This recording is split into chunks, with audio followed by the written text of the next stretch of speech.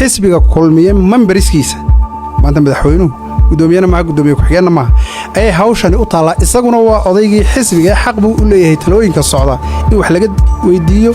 midayta guud marka laga hadlayo waxa la soo qaadaa Suldaan Sadalada guud oo adiga iyo Suldaan Xasan Balayd soo qaado arinta waxa la yiraahaa Soomaaliduna ay tiraahaa laba maroodi meesha ku hirdamaan cawska ku baabaa in la mideeyo deegaankiisa kama horeysay inaad horta idinki dhinac isku raacdaan arinta garoonka de anagu ragii ku dhawaaqay maalin habeenka kuma aanan jirin runtii ama buurmadow ha noqoto ama nin kaleba ha noqoto ee reer awdal dad musharaxooda la oran karo madaxweyne ku xigeen bay ku joogayaan umadaana ma qabato xaal baanan ka siiyay daawadayaal meel kasta oo aad naga daawanaysaan ku soo dhawaada waraysi gaar ah oo aan la yeelan doono suldaanka mudooyinkii u dambeeyay warbaahinta aamuska kaga jiray ee Suldaan Maxamed Suldaan Axmed Suldaan Cabdiraxmaan Suldaan Deeriye oo aan ka waraysan doono arrimo badan oo xaaladaha Soomaaliland iyo waliba dhinaca suldaanka ka taagan ugu horeyna suldaanka oda dhacmeed sida u kala sareeyaan baa loo kala orguraaye waxa aan su'aalay bal hadda sida uu arko boqor Cismaan aw Maxamuud Buurmadow oo maanta hadlay hadalkiisa wixii uga baxay suldaan ku soo dhawow bal hadda su'aashaasina qaado bismillaahir rahmaanir rahiim alxamdulillaahi rabbil caalamiin wabihi nastaciinu ala umuri dunya wa diin badri koosar maxamuud iyo howlwadeennada kale rag dhalinyarada ee telefishinka Sky Cable TV ee maanta ugu soo booqday gurigeyga magaalada Hargeysa waa salaamantihiin waana idin soo dhaweynaya su'aashaasi jawaabteeda oo kooban madal dhaqan oo aroos ayay ahayd ninka la yiraahdo Buurmadow ilaahay naxariistiisa ka waraabiyo ninkii la oran jiray Qamaan Bulxan ayaa gabadheer oo tiriyay wuxuu dabad ololisa kumana gubada in abidkaaye inta dogob shidaabad taqaan diradirayn jaani isaga ujeedadiisu waxa ay ahayd marka aan qiimeeyo in beelweynta Subeer awal gudaheeda hebel baan qaatay markuu meel maxfala kaleeyay inuu tashuush iyo tafraaruq iyo tartan gudahooda inuu abuuro waxaan se u sheegayaa Buurmadow waxa uu kamid ahaa raggii odayaasha xisbiga kulmiye ka ololeeyay ee habeen ka dhawaaqay iyagoo magac beelad ku dhawaaqay ee xisbigii kulmiyana waa ka guuray kaahna waa la soo baxaynaa wadanina waa loo codaynay marka ay sidaa tahay ee uu taadan u arkay Buurmadow maanta kii kulmiye masiirkiisa isagu ka talin lahaa ma aha ama Cabdicasiis Maxamed Samaale ha noqoto ama inta kale ee aan suldaanka u ahay ee damaca siyaasigii ku jira ha noqdaane mid Buurmadow u daba fadhiya inuu wax ku wareejiyo iyo inuu isaga wax weydiiyo midna ma jiro bal ee beeshaydu guud ahaan xisbiga kulmiye codkii iyo cuudkii ay ku lahayd ayay wax ku doonaysaa waana heli doontaa hogaankiisana way qaban doontaa Buurmadowna de musharax buu wataa xisbina uu wataa intiisa ay iimaansato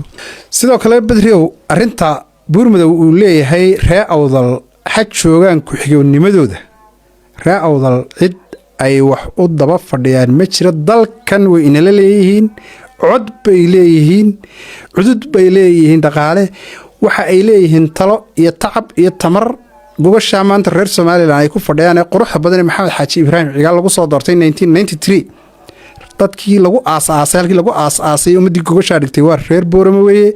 dalkan way soo hogaamiyeen xaq dastuuriyana way u leeyihiin inay mar kale iyo mar saddexaad iyo mar afraad iyo mar shanaad ba hogaamiyaan marka wax alla wax ka maanacaya inay musharaxa madaxweyne ee xisbiga kulmiye isu soo taagaan ma jirto haba yaraatee waliba wada hadallo ayaa jira imika aanan hoos ugu daadagayno maadaama taxaalufkii siyaasiga ee xisbigani uu lahaa hore ay wax isaga bedeleen in dib loo eego taxaalufka siyaasiga sidii loo kabi lahaa oo cid waliba sadkeeda u qalma miiska loo saaro taasina mid noo socota oo muuqan doonta weeye marka ree awdal xaq bay u leeyihiin inay musharax dalka ka noqdaan hogaamiyana ama Buurmadow ha noqoto ama nin kaleba ha noqoto ee reer awdal dad musharaxooda la oran karo madaxweyne ku xigeen bay ku joogayaan ummadaana ma qabato xaal baanan ka siiyey waxaana leeyahay xaq dastuuriyay u leeyihiin dalkan iyagoo hore u soo hogaamiyey inay berritana hogaamiyaan wadahadallada aan kuu sheegayaana ee taxaalufkaa dib loo ugu eegayaana waa ay noo socdaan natiijana way ka soo bixi doontaa biidnillahi tacaala markaa musharaxa aad leedahay buurmadow u wataa waa kii akawtka qof walba bedriga waxbaa ugu jira gobol baynu ku wada fadhinaayo waynu iswada ognahay dhammaanteenba habeen dhaweyd baan dib u eegay ninkii yidhi habar awal abaal isuguma kaaya hadhin habaryoonisa aarsi iguma hadhin ee ay duuban tahay ee telefoonkaagan aad ka helayso ninka buurmadow uu rabaa ee uu wataa waa kaasina wixii akawtka ugu jira ee uuna yidhi ayuunbaa hor yaalla marka suldaan maanta dee wuxuu sheegay inay guddoominimada ku wareejinayaan oo sida isagu hadalka u yidhi cabdicasiis maxamed samaale marka hadalkaas wax la dhibsan karaa miyuu ku jiraa guddoominimada xisbiga kulmiye marka shirka koongareska la qabto ee la isu yimaado ee ergooyinka ka qaybgeli doonaa shirweynahaasi iyagoo ay xaqiijinayaan cidda guddoomiyaha ka noqonaysa xisbiga kulmiye ama cabdicasiis maxamed samaale ha noqdo maanta guddoomiye ku-xigeen ama ciddii kale alla u qadaraba ha noqote ergooyinkaasaa sargoynaya buurmadowna taxaalufkii siyaasiga ahaa isaga iyo rag badan oo kale tiona cidina qasbin iyaga ayaa wax ka bedelay markaa taa isaga maanta waxba laga weydiin maayo boqor maxamuud cali carabi iyo suldaan maxamed cali jabaani iyo raggii maalinta xisbiga kulmiye aanu wada dhisaynay ayaa odhaah iyo talo iyo tilmaan iyo tusaale ka dhegaysan kara waayo suldaan haddaynu taa intaa kaga nimaadno adigu maalimihii u dambeeyey maad hadlin madax dhaqameedkii aad horkacaysay ee sabaystiya ay ka mid ahaayeenna waad ogeyd xaalado adag oo hadda maalin dhoweyd dee dalku galay oo banaanbaxyo iyo weliba arrimo ayay ku baaqeen adigana intaasoo dhanba waa lagaa waayi halkeed ku maqnayd badriow horta meel kumaan maqnayna dalka uun baan joogay ninka madax dhaqameedkiina saacad walba iyo maalin walba dee inuu hadlo waxaa u yaalla howlo kale oo ka fara badan oo islaax bayna naasa oo ummadoo laysu jiida ah oo itishaha siyaasiga aanu u soconno oo midnimada beesha ah oo wadajirka ah oo walaalnimada ah oo guda iyo dibadba howlo fara badan oo runtii noo yaalla ayuunbaan ku guda jiray waxaanu ku kala gedisanahayna runtii oo buurani ma jiraan waa laga yaabaa ficiladii u dambeeyey ama arrinta garoonka oo kale inaanu ku kala aragti noqonno oo maslaxadda iyo mafsadada ayaa dee shay walba laysgarab dhigayaa marka laakiin waxaa ka badan intaanu ka midaysannahay iyo sidaanu beesha doonayno inaanu ugu shaqayno iyo sidaanu doonayno inaanu u jahayno arinta meesha ku jirta ee nuxurka uu yahayna waxa weeye uun beesha magaceedii iyo milgaheedii iyo maamuskoodii ugu sarreeyay aan ku hadlayo tacabkeedii iyo taladeediiba xisbiga kulmiye ayay 9% siisay taasi in shirweynihii qabsoomo oo dibudhacaasi dareenka iyo colaadaasi iyo soobaxa iyo waxaasoo dhan waxa abuuray uun dibudhacaasi shirweynaha oo runtii aan laga tashan ta kulmiye waynu ku noqon doonaa laakiin waxaa tidhi anigu kumaan qanacsanayn banaanbaxa lagu baaqay ee xawaada la iskugu imanayay markaa bal halkaa ku daadego maxaad ku diidanayd arrinta garoonka dee anigu raggii ku dhawaaqay maalin habeenka kuma aanan jirin runtii marka la isu soo baxo ee ummadda intaa la eg la isku soo saaro ee halkaasi ay timaadana dee si fudud baa dhibe u dhici karaysa waynu ogeen xukuumaddu saskay ka qaaday dareenka ay ka qaaday waxay ciidamo meeshaa soo dhoobtay wixii culays halkaa ummadda la saaray dadkeennuna ama booliskeenna ha noqoto ama ummadeennu isu soo baxyada ha noqotee sida loo hagaa ama loo habeeyaa runtii wax fara badan ayaa inaga dhiman markaa lexajeclo dalkayga iyo dadkayga iyo dareenka ummadda aan matalayn magaceedii aan ku hadlaya aan ka qabo ayuunbaan dib uga joogsaday wax kaloo dhibaatayii ma jiraan kolley dee soomaalida waxaa tiraa fulaxantii ma moogana arrintaa ma lala xidhiidhin karaa in beryahan lagugu riixayay dhinaca xukuumadda iyo inay kuu sacabatuntay xukuumadda dee dal iyo dad baa naga dhexeeya wada shaqayn baa naga dhexaysa anigu suldaan baan ahay mas-uuliyadda ummadayda iyo dareenka ummadayda ayaan xambaarsanahay wixii ummadaydu xaq u leedahay cidna u daba fadhiisan maaye ama xukuumad ha noqoto ama cid kale ha noqoto si cad baan u soo gudbinayaa wixii danta guud aan u arko in ama iska hormaatin ka imanayo ama ay waxisa seegayaanna dee islaax bayna naas ayaan kaga shaqaynayaa ummaddan isu jiidaya waayahay arrintaa haddaynu gudagalno bal haddayn markii arrinka xawaadle aad maqashay madax dhaqameedkii kale ee sabeysta ka mid ahaa ma u sheegtay in arrintaasi aanay qumanayn mise keligaabaa go-aan ka qaatay mayane markii dhawaaqaasi soo baxay sida iyaguba ay sheegeen rag ka midihii warbaahinta uu ka sheegay runtii dee xaaladii weji kale ayay yeelatay ummaddii iyo isu jeedideedii bal xaaladdaa sidii loo dejin lahaa iyo culayskii meesha lasoo saaray ka shaqayntiisii un mooyaane jaanis buumanaan helin wax dambe oo wada hadalay iyo isumaatinaya kulan way suldaan arrinta banaanbaxa arrinka keenay waxa weeye xaaladda ka taagan xisbiga kulmiye xaaladdaas sideedaad u aragtaa horta xisbiga kulmiye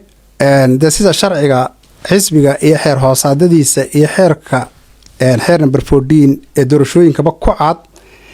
in wakhtiga markii la gaadhaba doorashooyinka la qabsadaa waxay tahay munaasib waana dee wax xeerkiiyo sharcigu inoo jideeyey muddo kordhin runtii aada u dheer ayaa dhacday taasaa ummadayda waxay ku abuurtay dareen ah in la doonayo xisbigani in sidaasi ay u dhacdo mar walba muddadaasi ay jiitanto dabeetana fursad siyaasiya ay ka dayaan labada xisbi ee kale oo ummaddii ay noqoto codeeyayaal oo aan u suuro gelin shirweynihii xilligiisa loogu talagalay markaa taasina waxaan leeyahay aanadaatiiba dabadeed la qabay shirka wakhtigaa intaa la eg dib loo dhigay suuragal maaha waa in dhammaan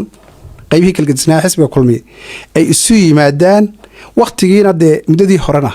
ee 5 sano ahaydna dee waaba 4 Oktoobar waxaan filayaa idintuu 2 cashaaba ka dhiman taasina suuragal maaha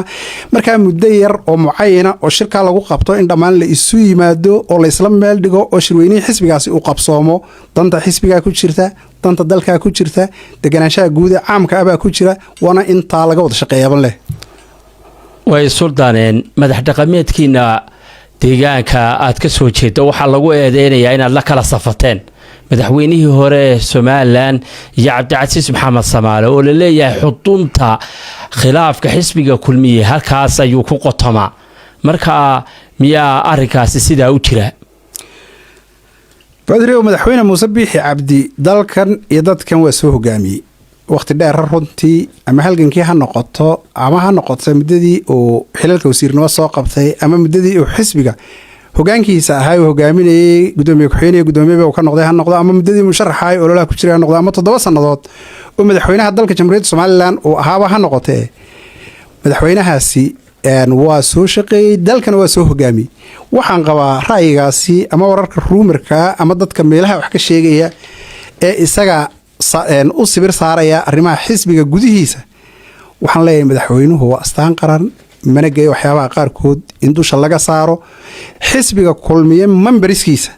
maanta madaxweynuhu gudoomiyana maaha gudoomiye ku-xigeenna maaha ayay hawshani u taallaa isaguna waa odaygii xisbiga xaq buu u leeyahay talooyinka socda in wax laga weydiiyo isaguna wixii contribution waayo uu ku buuriyo markaa isagoo ixtiraam iyo qadarin iyo maamuus ayuu naga mudan yahay Cabdicasiisna waa gudoomiye ku-xigeenkii xisbiga xaq buu leeyahay inuu gudoomiye doono hore u socdo xaq buu leeyahay inuu madaxweynenimo isu soo taago inta kale ama reerkayga ama dadka kale xisbiga miisaanka kule ee codka siisay iyaguna xaq bay u leeyihiin inay xan yeeshaan laakiin dee waxa kala saaraya uun koongareska iyo mustaqbalka xubnaha golaha dhexe oo sarjari doona siyaasadda akhirkeeda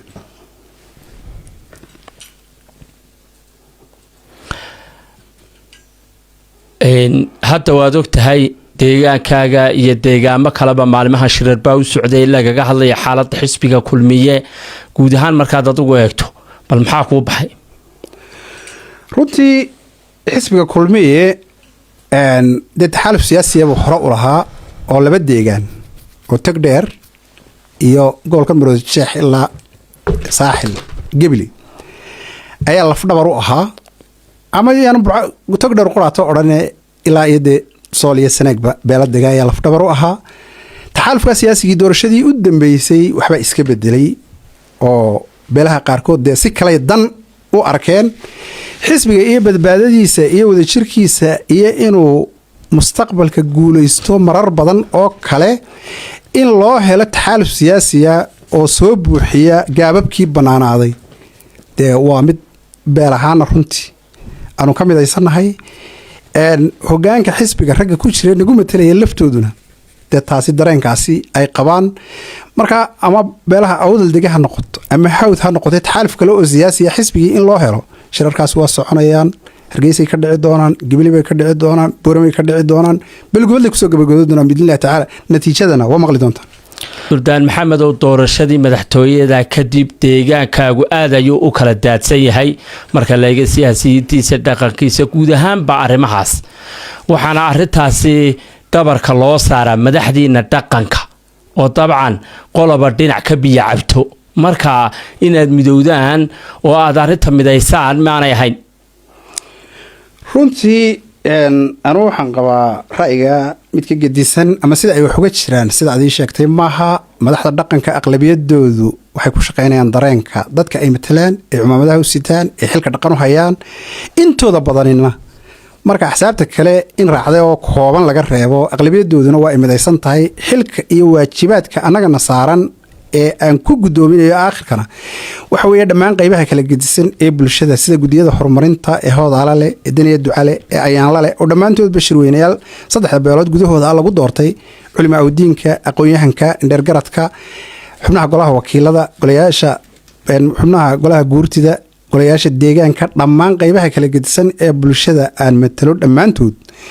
waxaanu ka shaqaynaynaa midnimada iyo wadajirka iyo walaalnimada iyo in itjaah midaysan la yeesho aqlabiyadu ay meel isu raacno habeen iyo maalina ama qurba ha noqoto ama gudaha ha noqotay habeen iyo maalina waa waajibna saaran oo aanaan ka gaabinin oonu ka shaqaynayno midaynta guud marka laga hadlayo waxaa la soo qaadaa suldaan sadalada guud oo adiga iyo suldaan xasan ballayd soo qaado arrintaa waxaa la yidhaahaa soomaaliduna ay tidhaahaa laba maroodi meeshay ku hirdamaan cawskaa ku baabaa in la mideeyo deegaankiisoo kama horeysa inaad horta idinkii dhinac isku raacdaan bal arrintaa ka war runtii dee laba maanta ayshiigu mu ahayn ama u malayn maayo inay waraysigeena ku taxalluqday aniga iyo imaanuel macdaran inaynu halkan isaga jawaabno laakiin waxaa loo baahan yahay in danta reerka qof kastaba iska daa nin dhaqana aqoon-yahan hadduu yahay hadduu qurbaha joogo hadduu gudaha joogo hadduu miyi joogo hadduu magaalo joogo nin walba xilba ka saaran oo waa mas-uuliyad wadareed wanaagga beesha iyo midnimadeeda iyo wadajirkeeda iyo walaalnimadeedu qof walibana wixii uu gashado waa mid u qormaysa dhaqan ahaana dee mas-uuliyadda ummad baa dee qofka u dhiibata ummadaasaana kala xisaabtanta ummadaasaanu matalayaa siduu ugu shaqeeyana qiimaynta dee iyagaynu ka sugayna iminka deegaanka aad ka soo jeeda in badan dadkiisa de waxaa la yidhaha waa codayayaal wixii doorashee soo socota bal hadalkaa markaad eegtay iyo guud ahaanba maxaa kuu baxay bay kula tahay u malayn maayo dee horta bulshada reer somalilan oo dhammi waa codayayaal laakiin ummad waliba xisbiga danteeda siyaasiga ah iyo maslaxadda guud ee qaranka inay iswaafaqaan ee ay u aragtay in dantii beeshuna ka muuqato guud ahaan deegaanadoodu dantii qaranka iyo horumarinteeda iyo dalkani inuu beesha caalamka xubin buuxda ka noqdo xaqiijinteedana xambaarsan ayuunbay horta ummaddu u codaysaa laakiin aqlabiyadda ummadda anigu aan matalayaa dee mid qarsoon runtii ma aha horena 90% dhowr iyo 90 madaxweyne bixiya xukuumadii talada dalka haysay bay u taageertay maantana xisbiga kulmiye in reform lagu sameeyo oo shirweynihiisii uu qabsado oo gudoomiyihii iyo ku-xigeenadii la doorto oo la isla meel dhigo mustaqbalka cidda musharax ka noqonaysa si xisbigii luga badan oo isugu taago ku socdo oo u helo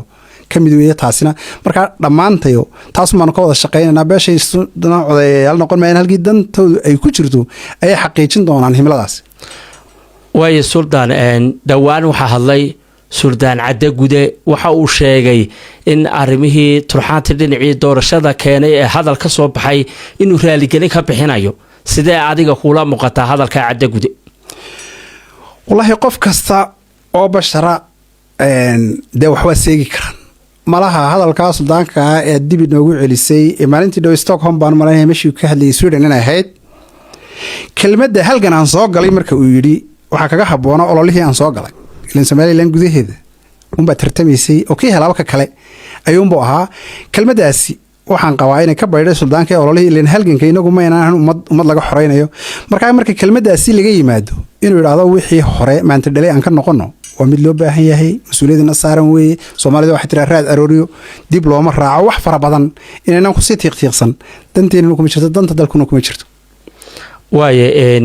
madaxweynaha jamhuuriyadda somalilan cabdiraxmaan ciro iminka muddo sanad ku dhow ayuu xilka hayaa adiga maxaa kaaga baxay wallaahi muddadaa kooban waa muddo runtii aada u kooban 9 bilood 10 bilood waa muddo aada u kooban oo dee marka lagu daro xil wareejintii iyo xilligii kala guurka iyo duruufaha inagu gadaaman muddo aad iyo aad runtii u kooban weeye. laakiin mid uunbaa dee ummaddu ay ku qiimeynaysaa waxaa muuqata in waxoogaa dabci aad moodo sidii loo jawaabi jiray ama siyaasaddeena arrimaha dibadda ama wadamadii runtii gacansaarka dhow aynu la lahayn in halkaa dabac ku yimi. waxaan rajaynayaa taasina in dib maalin dhaweyd jaamacadda waxaan joogay new generation waxaa ka hadlay afwan jaamacaddan ayaan maalin dhaweyd joogo qalin jabinaysay dabeedna waxaa ka hadlay wasiirka cadaaladda waxa uu si adag ugu jawaabay inta fiila soomaaliya fadhiday xasan sheekh oo ugu horeeya uu yidhi cadowga koowaad ee jamhuuriyadda somalilan ay leedahay kuwaa weeye. marka tallaabooyinka noocaas oo kale oo inaan xukuumadda uga badanan jawaabaha adag ee noocaas oo kale ah waa ku bogaadinaynaa, waa ku baarigaynaa, waa ku soo dhaweynaynaa in cadowga jamhuuriyadda somalilan oo inta fiila soomaaliya fadhida iyo inta la aragtida aba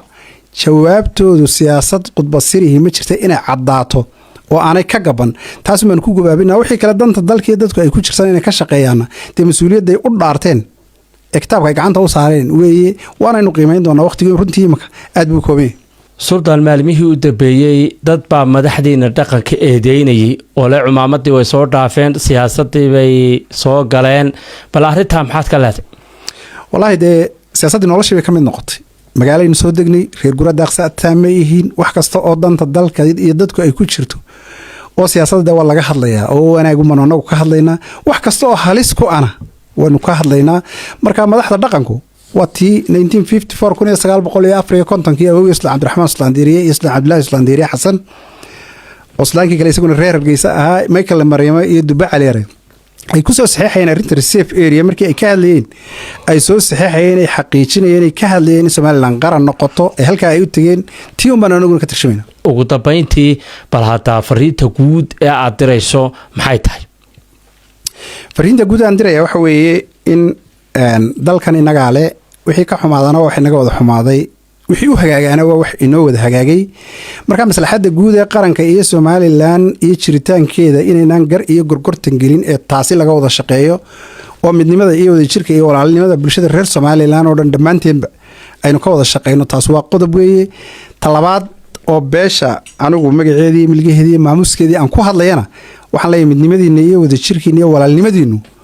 waxa ay ku jirtaa in aragti midaysan ka yeelataan arrimo badan. wixii lagu kala gedisay waxa inaga dhaxeeya ayaa ka weyn. doorashooyin baa runtii inagu soo foole, ogolayaal deegaan iyo baarlamaan bale, culaysyo fara badan ayaa inagu soo wajahan. markaa madaxda dhaqanka haddii aanu nahay annaguna waxaa xaq noogu leedahay inaanu idinku hogaamino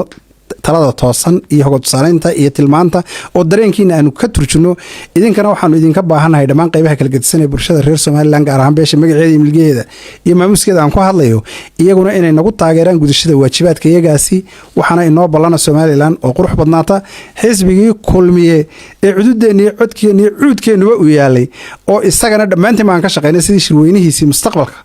uu u qabsoomi lahaa oo fariinta aan mar labaad ugu celinayo ragga odayaasha Maxamed Kaahin Axmed uu kamid yahay dhammaan xubnaha hogaanka iyo guddida fulintaba inaanay danta xisbiga ku jirin waqtiga dheer ee la kordhiyay, inaanay danta xisbiga ku jirin kala tafaraaruq iyo in qolaba meel ay fadhiisato, in midnimo lagu waajaha arrinta. taasina daawadayaal kaasi waxa uu ahaa suldaan maxamed suldaan axmed suldaan cabdiraxmaan oo aan waraysi ka qaadayay intaan dib u kulmayno anigoo Petri Kosara oo idile sidaa iyo nabadgelyo.